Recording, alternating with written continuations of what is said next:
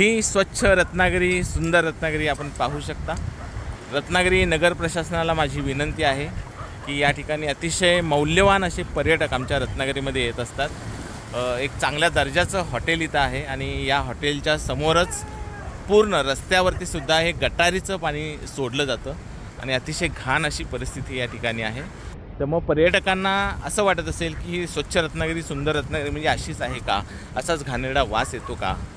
तर जर प्रशासनाला जरा काडीची लाज वाटत असेल आणि स्टेजवरती स्वच्छ रत्नागिरीचे नारे देत असाल तर या मांडवी समुद्रकिनाऱ्यावर ज्या ज्या घरामधून गटारीचं पाणी येतं त्याचं एकतर नियोजन करावं। तर हे चित्र बघा की रत्नागिरी नगर परिषदेचं अगदी मांडवीच्या अगदी समुद्रकिनाऱ्याच्या तोंडावरती अशा पद्धतीची घाण आणि अशा पद्धतीची दुर्गंधी आहे। इथून पूर्ण महाराष्ट्रातून पर्यटक येत असतो आणि हा कचरा उचलला जात नाही, ते ह्या अशा पद्धतीने कचरा टाकला जातो।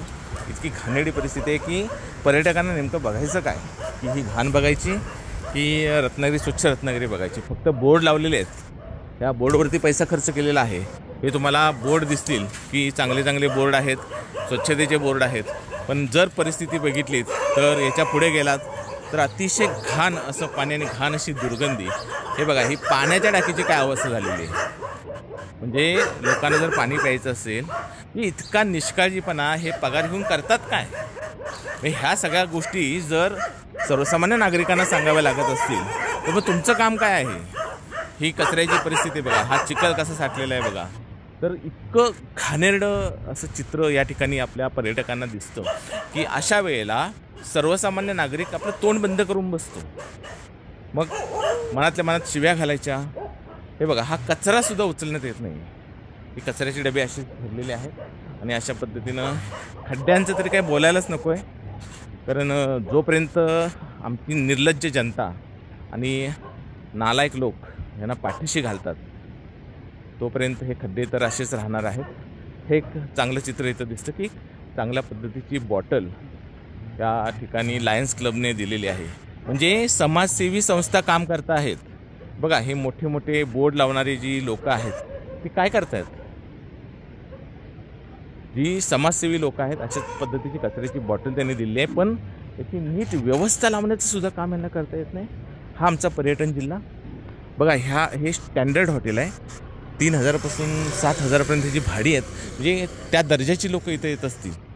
आणि हे या जे खाऊ विकणारे लोक आहेत त्यांच्यासाठी एक चांगलं नियोजन करून त्यांना एक स्वच्छ हायजेनिक वातावरण निर्माण करून देणं हे कोणाचं काम आहे?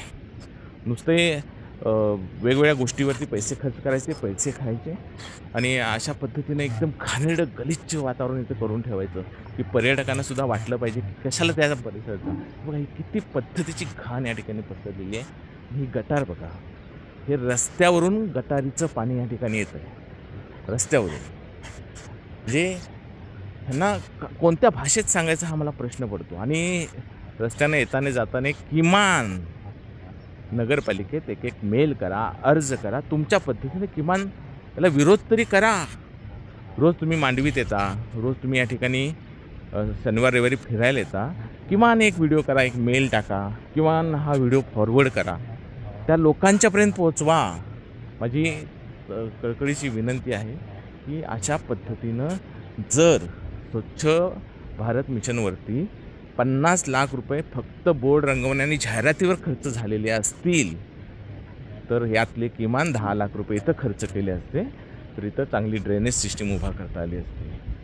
ह्या घरामधून सगळं पाणी जे आहे ते समुद्रावरती गटारीचं पाणी येतं आहे आणि ही जबाबदारी पूर्णपणे नगरपालिका प्रशासनाची आहे। तर हा व्हिडिओ पाहिल्यानंतर किमान नगरपालिका प्रशासनाला थोडी तरी जाग येईल आणि निर्लज्जपणाचे पांघरून घेतलेली नगरपालिका जागी होईल अशी अपेक्षा व्यक्त करतो। आणि जर जागी होत नसेल तर तुम्ही छत्रपती शिवाजी महाराजांच्या भूमीमध्ये जन्माला आलेले आहात, तुम्ही लोकमान्य टिळकांच्या भूमीमध्ये जन्माला आलेले आहात, तुम्ही यांना जाब विचारायला सुरुवात करा। कोल्हापूरकरांचा आदर्श घ्या। एका हत्तीनेला वाचवण्यासाठी सगळा जात धर्म पंथ विसरून सगळे कोल्हापूरकर एकत्र आलेले आहेत। आमच्याकडे जर टुरिझम वाढायचं असेल, आमच्याकडे जर टुरिस्ट यायला हवे असतील तर आम्हाला सुद्धा अशा पद्धतीनं स्वतःचा बचाव करावा लागेल की अशा पद्धतीची घाणेरडी शांत राहण्याची वृत्ती आणि ह्या प्रशासनाचा निर्लज्जपणाचा कळस इतकी दुर्गंधी येतं घाण वास येतोय की इतका प्रचंड घाणेरडा वास येतोय. ना पाण्याची सोय आहे ना टॉयलेट बाथरूमची सोय आहे.